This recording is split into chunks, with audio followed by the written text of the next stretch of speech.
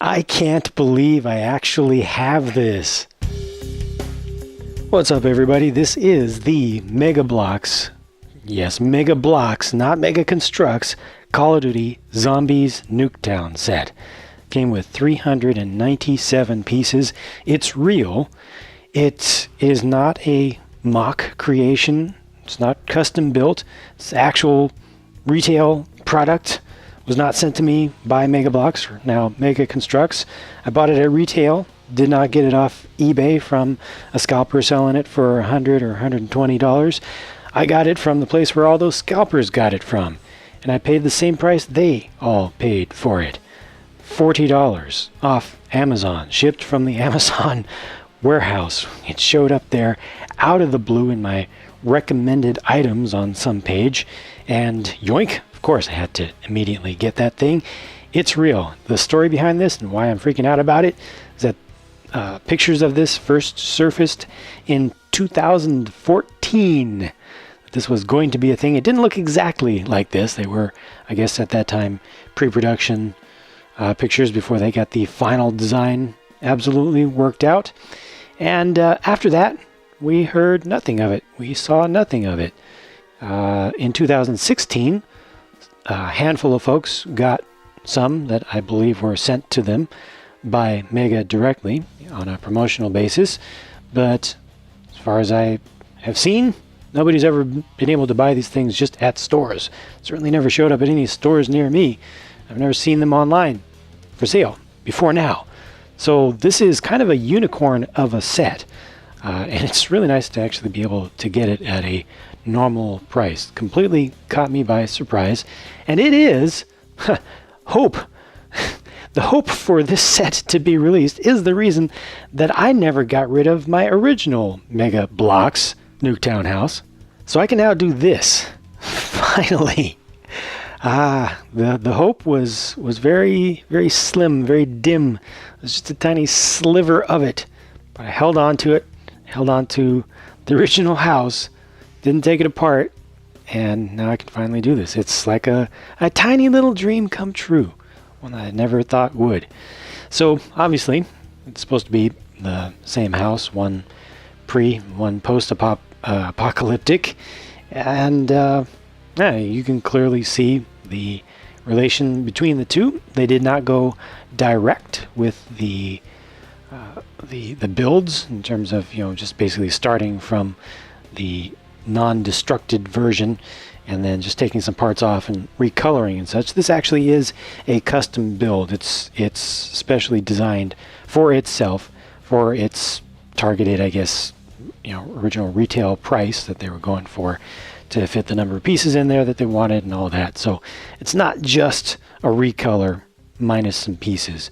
So let's check this thing out. The sign is mostly a piece of cardstock that's just attached with a couple of printed tiles down at the base, which help to date the actual production of this thing to, in this case, 2016, according to the box. Back in 2014, they still would have used stickers, I believe. The fence is kind of messed up now. That's kind of a shame. Also has the nice parts that they used with the zombies packs, the little figure packs. They had those nice slatted wooden pieces with a little bit of texture on them. There's a burnt shrub behind there. It's just a black piece. They just molded it into black. A lot better than going with like a dark green or something. My favorite parts in this set are definitely the pipes. They just have two of them, one going up, one going down. Has an anti-stud up at this end, so this is attached to a stud, a brick with a stud on the side that's exposed. But I think those just have really nice detail and they look good. Staircase is pretty simple.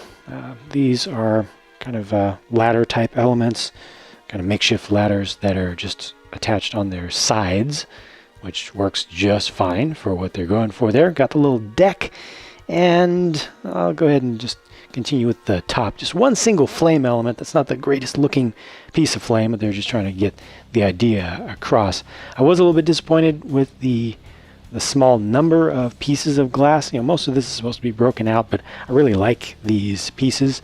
The first Nuketown set that was based, the one I showed you just a minute ago, just used transparent cheese wedge pieces, we tend to call those, the 1x1 slopes. But then Nuketown 2, the yellow house that I think it was still Mega Bloks at that time, did introduced these pieces in there, which looked really good. These are all just attached vertically, so nothing special there. All this is actually a removable panel, so you can knock that out if you want to, just hit it from the inside, and that all just comes out together, so that can fall onto some zombies down below, or you can use it to represent, being cornered from the other side, and then the zombies are just coming at you, and then you fall out. That's it's just a little play feature, makes it kind of easy.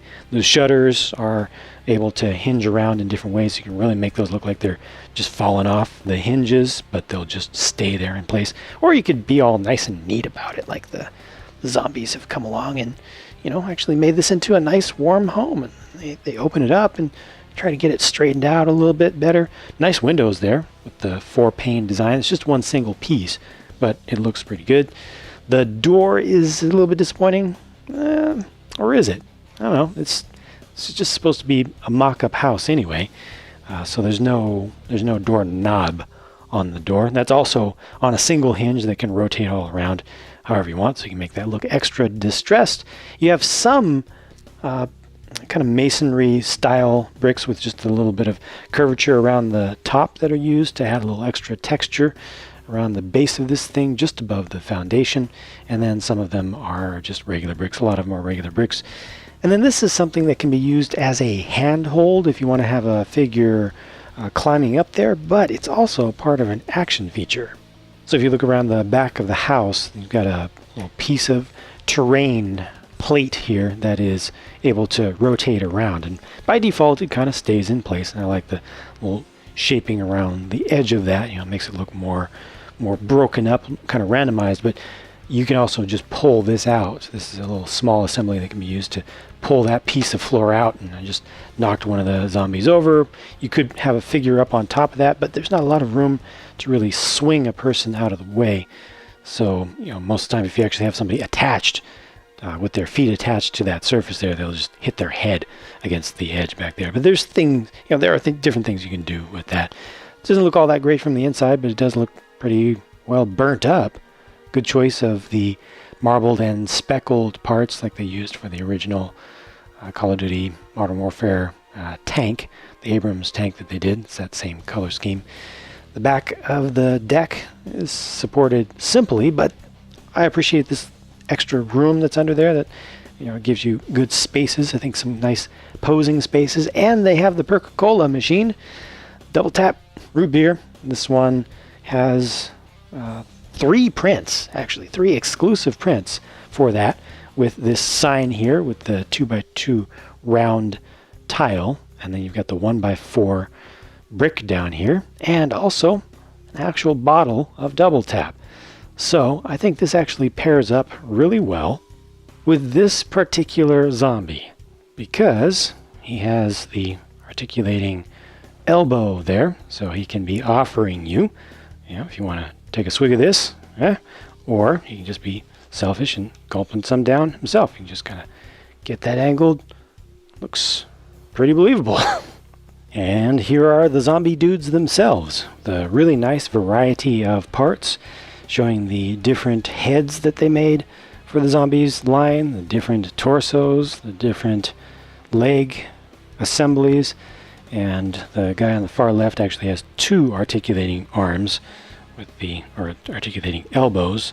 So he's got both of those. You can really turn this one around. I forgot the guy on the far right over there also has the single arm that's able to articulate in that way, and the rest of them just have stiff elbows, and all of them have stiff legs, and they just rotate at the waist slightly. Ball joints for the heads allow you to get some decently different. I guess this one is just a little bit stuck because of its age. There we go. And we've got it loosened up. You can get some different zombie-like expressions out of these guys appropriately. Good finishes on these. I appreciate the matte finishes, the hand-painted details, the machine-added details, the washes. It all just works together really well. Very nicely produced Look at that. Classic Mega Bloks branding on the box even.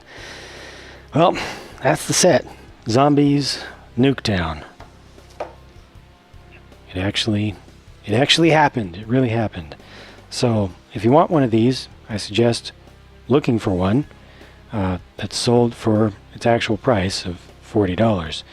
I would suggest not paying $100, $110, $120 from a scalper who bought this for $40 and then turned around and tried to make a ridiculous profit off of it. Some reasonable profit is fair game, but while something is actually on the market and available at a retail site, I don't think you can get away with going that far. It's just kind of out there. Thank you for your time. Thank you for sharing this experience with me of checking out this really interesting, like I said, kind of unicorn of a set. As always, I have more videos to work on, so I'll be talking to you again very soon.